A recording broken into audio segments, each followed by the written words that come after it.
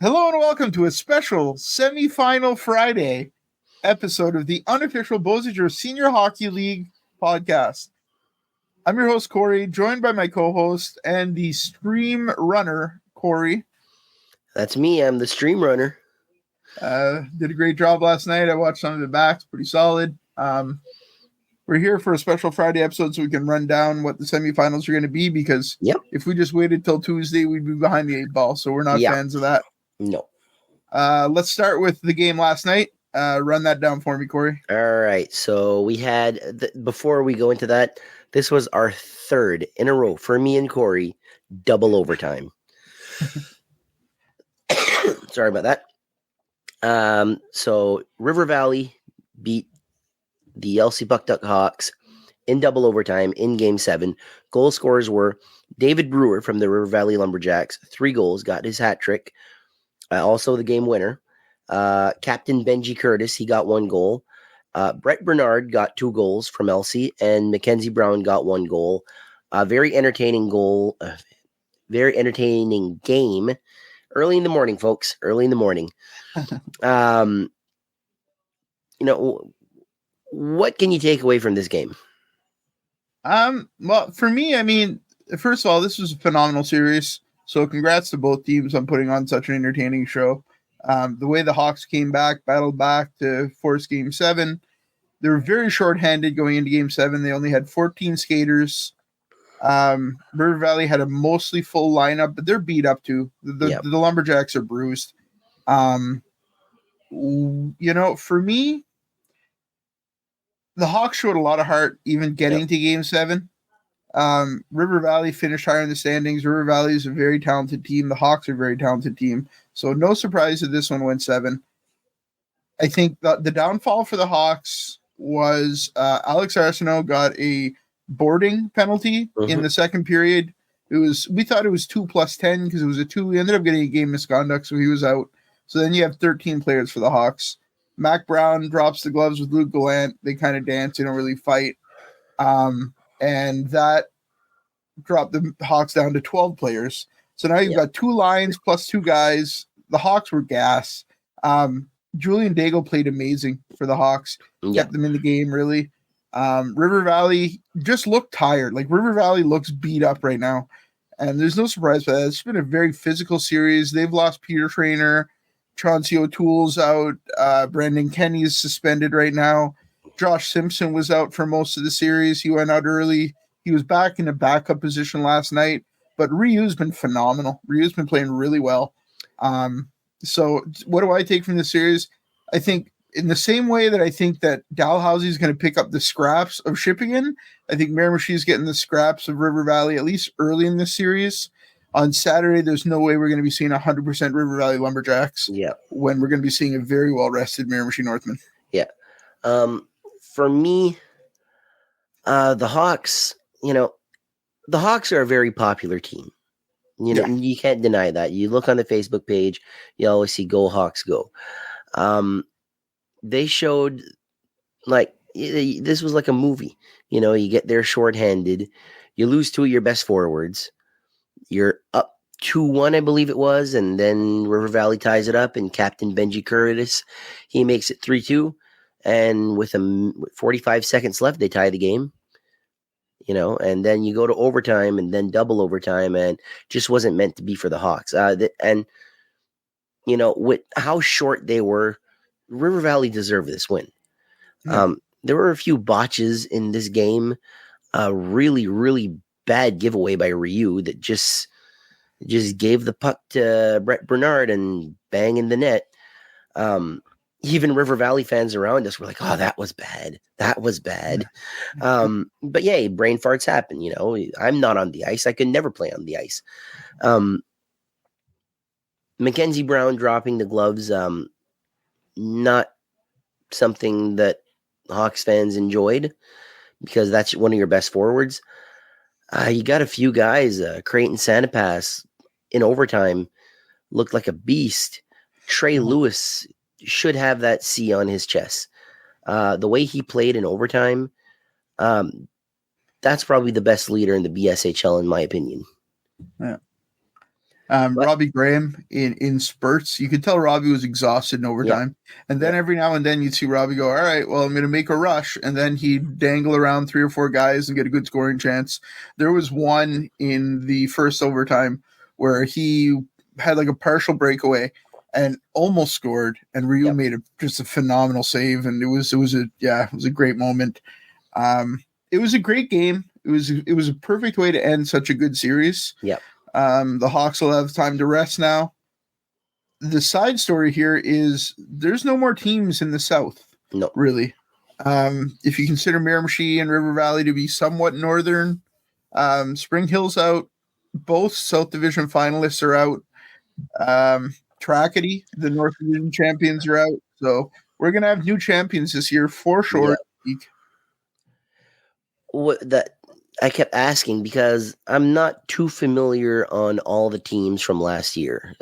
For this year, I'm pretty knowledgeable, but last year, we didn't do the podcast. We followed the teams that were closer to us, the Hawks and the JCs. So I didn't know who Trackety had beaten the North Finals. So I was really looking to see who it was. So I asked you, and you were like, Shippigan. And to me, it's like, all right, so 3 of the 4 teams that were South and North Division finals last season are out. And Shippigan is the sole survivor. It's crazy. It's how tight this league is. Yeah, it's been a really, really good year. I'll start with, congratulations to the Hawks on a phenomenal season. Definitely some struggles, definitely some issues with getting players to games and guys not showing up sometimes. Even Trey Lewis mentioned there was some attendance issues and stuff like that. So that hurt them through the season, but that was less of an issue come playoff time. The Hawks played well. The Hawks filled that rink in Rishabakto Sunday after Sunday after Sunday, and they played a really fun style of hockey, the kind of hockey you expect from the Hawks. Hard hitting, beautiful scorers.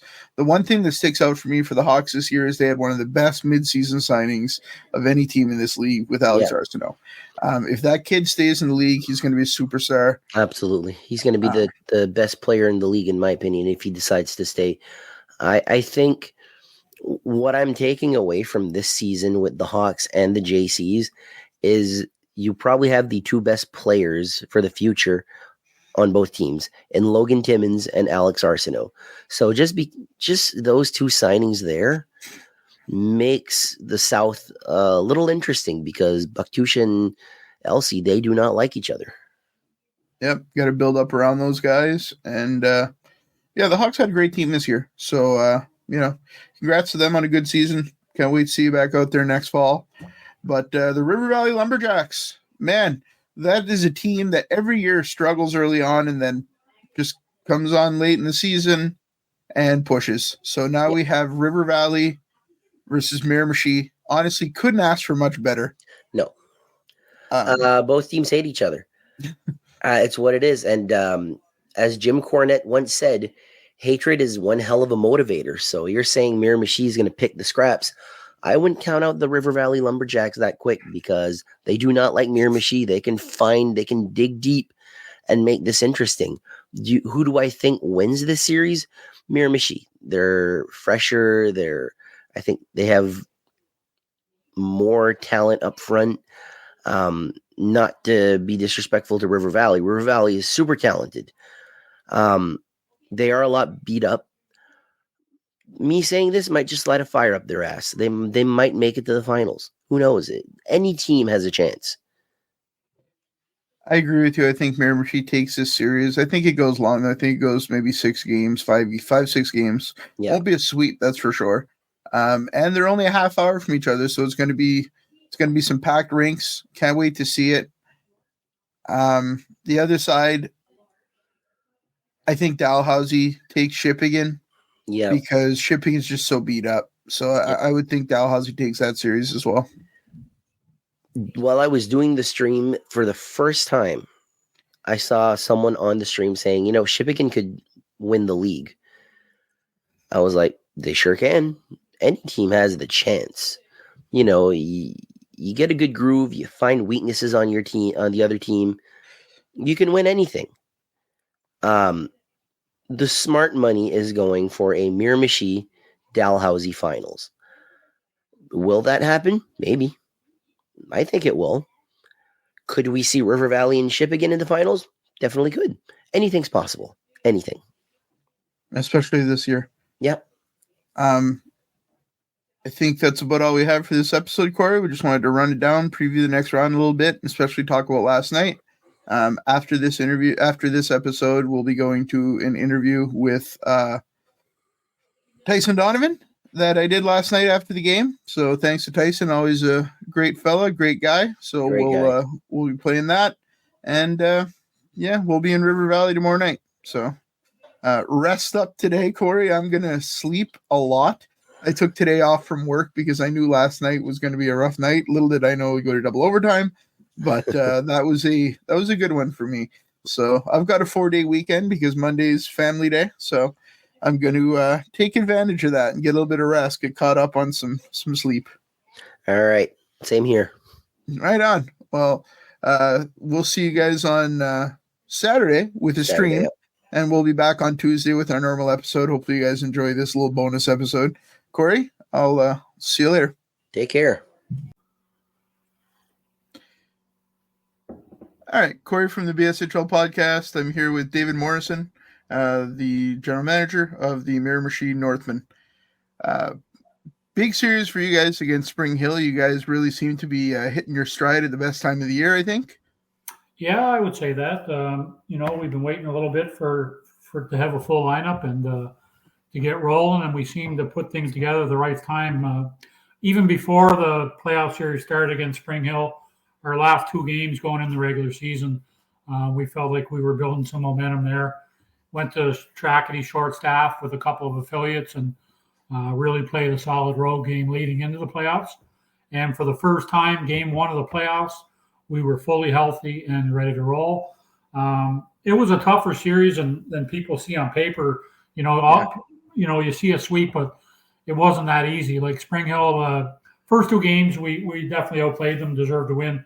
Game 3, Spring Hill came to Miramichi and really wanted to make it a series. Went into overtime. Tyler Clare scored a big goal. And then game 4 was a battle in Spring Hill. Actually, even when the warm-up started, it was a battle in the warm-up, and it continued the whole game.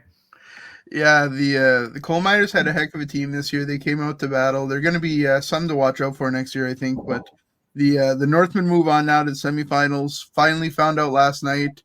Might have been the Hawks, could have been the Lumberjacks. Turns out it's the Lumberjacks. How are you feeling going into that series?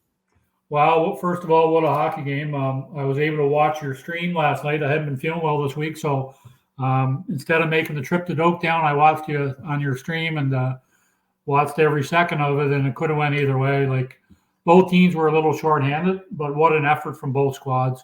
Like, Elsie showed up there shorthanded, and Elsie was missing some key guys. Doaktown was missing some key guys as well. Yeah. And, that could have went either way. Right down to, Robbie Graham missing that chance, and I believe was second overtime or late in the first.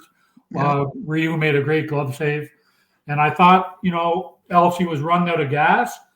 Holy jumpings, they came out that second overtime, and the first 2 or 3 minutes were all over them.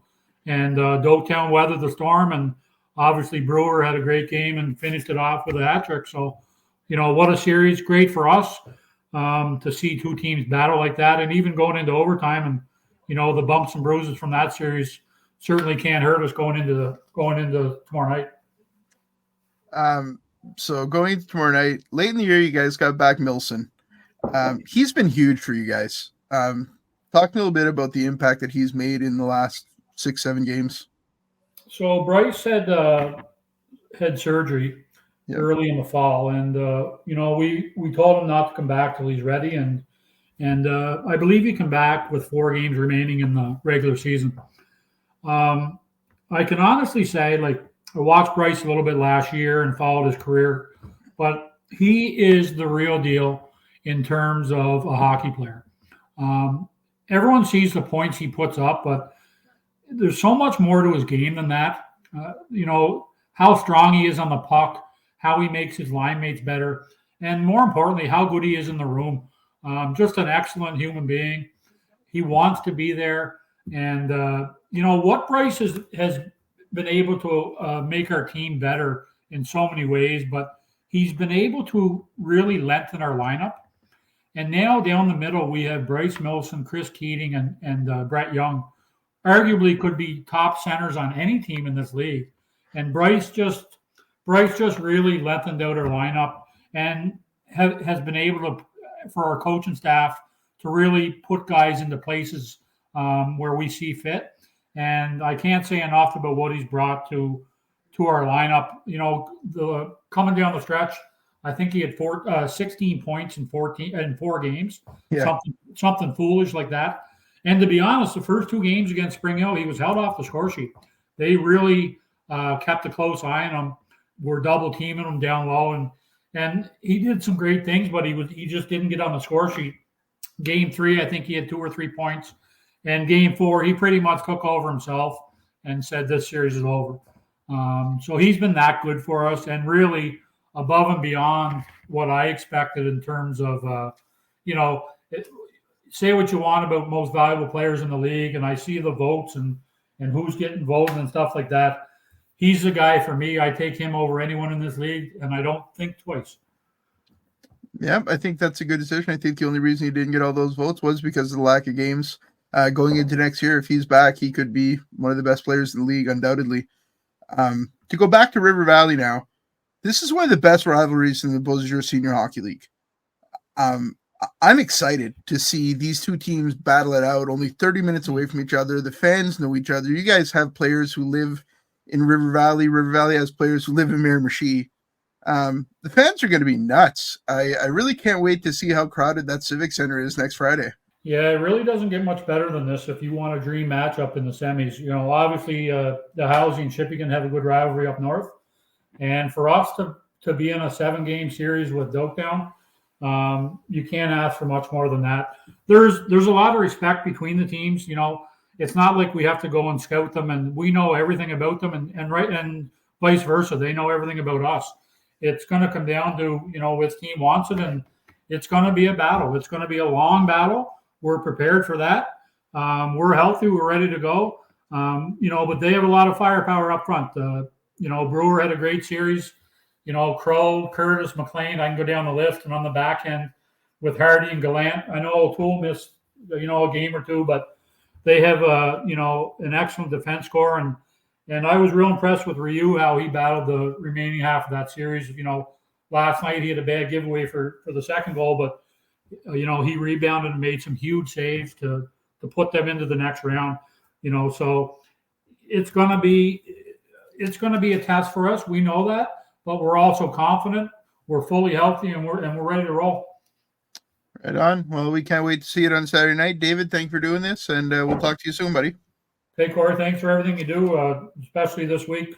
Able to watch all your streams, so thanks for all the help, man. Yeah, my pleasure.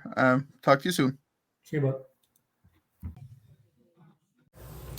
All right, Corey from the podcast. We're with Tyson Donovan. You guys just won double overtime against the Hawks. How you feeling? It feels unreal. That's a tough series. Double overtime, game 7. Man, hats off the Hawks. They played shorthand a little bit, but, man, they played unreal. And, I don't know, it was just luck, I guess, at the end.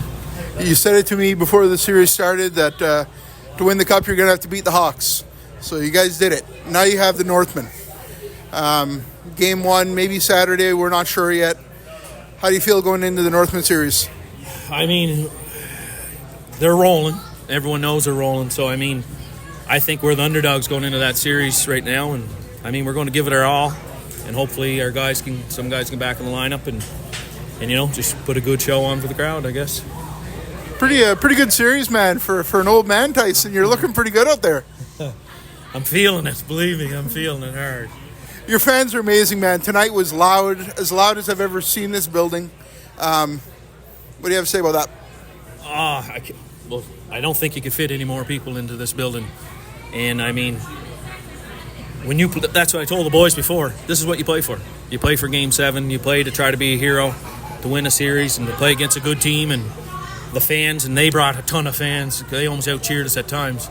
So, like I said, it's why I came back to play. We love it. We'll see you this weekend. Congrats. Okay, thanks a lot for what you do.